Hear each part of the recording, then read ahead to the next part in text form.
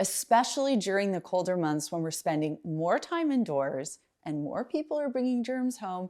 We want to be ever more mindful about how clean our indoor air is and also how good it smells. And as you may or may not know, to me, good air, clean air, should smell like nothing. So in this video, we're gonna run the gamut and talk all about indoor air quality, how to find the cause of the problem, some DIY ways to make your indoor air smell better, and some maintenance things you can do at home to make sure that your indoor air quality is top-notch all season long. Many of us become nose blind, meaning that we can't actually pick up if our home has a weird smell or not. But the next time you step into your home, I want you to just take a moment and approach your house with a new nose.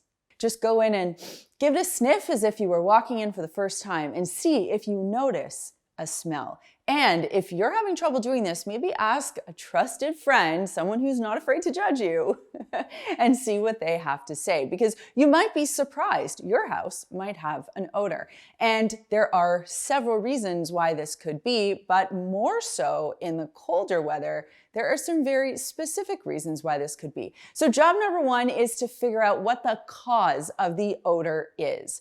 In the front entryway or in the mudroom, the places where we are most likely to come into our house, this is where you are going to find a plethora of stinky things. Let's start at the top and work our way to the bottom. Winter clothes, sports gear. These things get wet and damp. If you hang them up before they have an opportunity to dry, they can start to smell musty, or you can get that kind of sweaty, funky smell going. And that's just not a warm welcome greeting that you want when you walk into the house. So, can you launder these items? Can you find a place to hang them to dry so that they can fully dry before you hang them up? And if you can't do laundering of those items, you might want to consider finding an antibacterial fabric spray. I'll show you the one that I'm using here that you can use to help combat those odors. If you are a pet parent, particularly if you have a pet that goes outside during this time of year, beware that your pet's paws can be tracking in stinky dirt. So, do they need a bath? Do their paws need to be cleaned? Does the area that they've tracked dirt in need to be cleaned up? That would be your next thing to deal with if you're a pet parent. And another thing that we deal with in the front entryway is whatever we have tracked inside on the bottom of our shoes. Now, most of us are pretty good about taking those boots off in the front entryway, but still, you are going to have a collection of dirt and dust right there at the front. And that stuff, it stinks. So remember to vacuum this area very regularly to help avoid odors. Now, I know the temptation is there to use a plug-in or a candle or an air freshener, and everyone has their own tolerance level and preference for this kind of thing. And I'm totally fine, you do you. But I do want you to know that if you're using that stuff in lieu of finding the source of the issue, you are just masking the problem and you're not actually dealing with it. So you have odor and then you are layering scent on top. And I can tell you, at least in my professional opinion, that doesn't smell good. Now, if you're looking for some simple ways to make your home smell better without using air fresheners, candles, plugins, etc., I've got a bunch of suggestions for you. First up, make your own DIY cleaning products. We've got a whole recipe book. I will link that for you down below called 50 DIY Cleaners. We also have tons of videos on this topic. But what I want you to know here is that you can incorporate any essential oil that you like, that smells good, that makes you feel happy into your cleaning recipes so that you can jazz up the smell of your space. So the first thing that you can try is just adding 5 to 10 drops of your favorite essential oil or a combination thereof to a countertop spray, an all-purpose cleaner, that kind of thing. So I'm talking 5 to 10 drops of peppermint essential oil in the stuff that you use to clean your kitchen counters.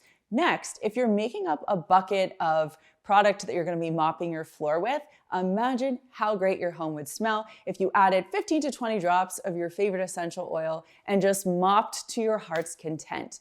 Now, if you are concerned about using essential oils in cleaning, will it leave an oily residue? Will it ruin my hardwood floors? The answer to both is no. The only cautionary tale about essential oils is that you should check with your vet if you have pets to make sure that what you like doesn't affect your animals.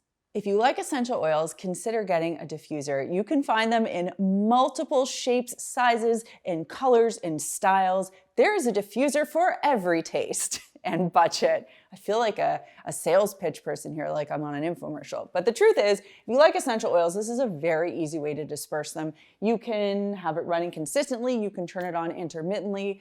Again, I will just caution you that if you have pets, you want to make sure that what you're running is safe for your animals, so check with your vet. I find that using these for a prolonged period of time makes the house really smell. So I only like using these for a short period of time, enjoying the scent and maybe turning it on again. But again, you do you. Here's something else you can do that is super easy, but you have to be home if you are going to do this, and you've got to keep an eye on your stovetop. And that is to make a stovetop potpourri. This is very easy to do. You're gonna fill a pot more than halfway with water, bring it to a boil. And while you're doing that, you can throw in citrus like oranges, lemons that are sliced up. You can put in cloves, star anise, cinnamon sticks, anything that has like a really nice scent to it. Some people even clip pine needles. They will also put cranberries in there. I mean, you've probably seen these all over the internet. People are taking all kinds of pictures. But really, the reason they do it is because when it boils and then you bring it down to a simmer, it just smells good. It smells like someone's making apple cider or orange cider in your house, and it smells delicious. It's a nice thing to do during the winter. The only thing I'll say is it's a little high maintenance in the sense that you do have to keep your eyes on it.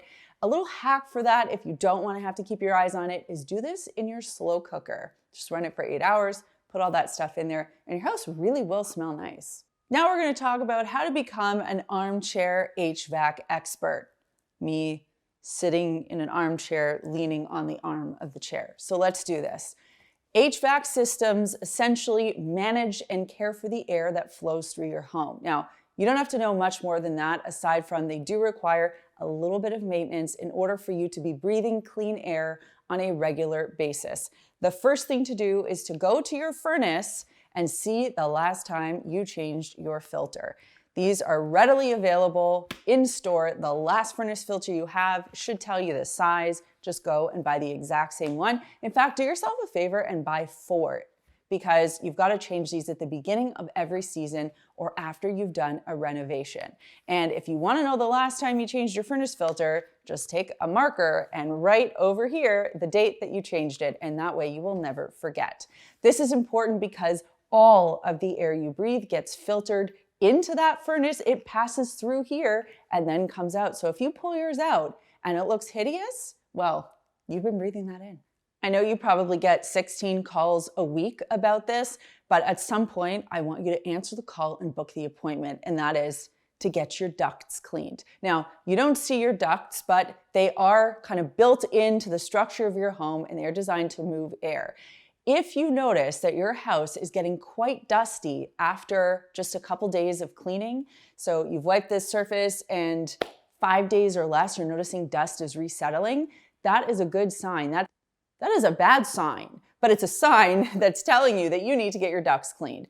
If you have clean ducts, you should notice your dust resettling every 5 to 7 days. You can also get this done after a renovation. Typically, it's recommended to have your ducts cleaned every 5 years or so. Here's something else that can make the air at home feel really uncomfortable during the colder season, and that is air that doesn't have enough humidity in it. So if you have one of those thermostats that you can control with a digital function, or you have an app on your phone, check the app and find out what the humidity level is at home. Your ideal humidity level for colder temperatures is somewhere between 30 and 40%. And this is debatable.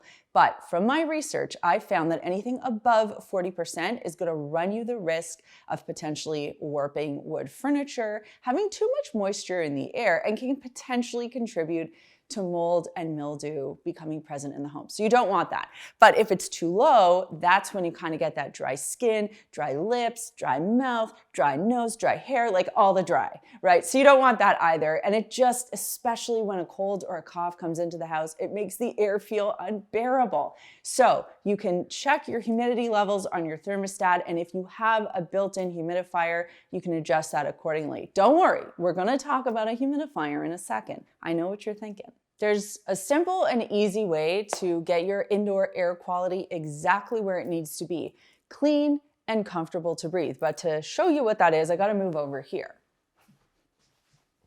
So an indoor air purifier and a humidifier, either separate or in a single unit, is going to save you during the colder months. If you're someone that works from home, this is particularly important for you, and here's why. Before that time, which we shall not mention, a lot of us worked at offices and we're spending much more time outside of the house. And buildings have HVAC systems and people who handle maintenance. So you never have to think about the moisture level, how clean the air is, the HVAC system working, the furnace filter being changed. You don't have to think about that. But now, if you're taking all your calls from home and you're not wearing pants, this applies to you because now you're responsible for making sure that the air in your house is clean and fresh and has the appropriate amount of moisture in it so that you can be comfortable and productive and healthy. So that's why we love this. And this is not a sponsored video, but we do run this in the house very regularly because we work from home, we have a family, and we want to be comfy. So this is the Dyson Purify Cool Plus Humidify. And it not only purifies the air, but it also has a humidifier you can see right here at the bottom. You can use a remote or the Dyson app to manage the moisture level as well as how breezy you want it to be at any given time. And it sucks in all of the air in the house and then it just blows out fresh air that has a lovely level of moisture in it that you can determine. Now, what's great about this is it covers about 1,000 square feet, so you can get a pretty decent amount of coverage, and it's portable. So during the day, you can move it to kind of your work location, and at night, you can kind of move it into the sleeping quarters of your space, and you will always have some comfortable air to breathe. Now, you don't have to make a huge investment, although I know a lot of you already know my motto about buying once and buying well, but let's just say indoor air quality is an issue for you. Pick up an indoor air purifier and you will notice a difference. Your air is going to not have a smell anymore. You're not going to sneeze as much. It won't feel as stuffy at home. And the same thing goes for a humidifier. If your air quality feels okay to you, but you're always having static cling or a sore throat or your skin is dry, bring a humidifier to the space that you're working, run it during the day, and then place it in your room at night. You will notice such a difference. These two changes will totally affect indoor air quality for the better, and you will love it, I promise. In case you're interested in any of the products that I talked about today, or you're looking for some comparable alternatives, I've got some links for you down below. You can also visit cleanmyspace.com where I have a whole list of my favorites. You can check that out as well. So now you know how to improve your indoor air quality so that your home has fresher air that smells better and is better for you to breathe in. And one thing I forgot to mention is open your windows, at least 2 of them. Let your house breathe for like 10 minutes and then close the windows because no one wants them open for too long in this cold weather, but that does make a big difference. Let me know in the comments down below what your cold weather survival tip is, okay? Because many of you probably have heard me complain about the cold before. I am on the perpetual struggle bus with cold weather. I can't stand it. So I use thermal pants. I've really invested. I've gotten thermal pants. And the other thing that keeps me going is Aquaphor. I put it all over myself, on my face, on my hands, on my feet. I wear socks to bed. Like, I go nuts because my skin gets dry and it drives me bonkers. But let me know your tip in the comments down below. If indoor air quality is of interest to you, we've got a number of other videos on them. I will link them for you somewhere up here. Thanks so much for watching, and I'll see you next time.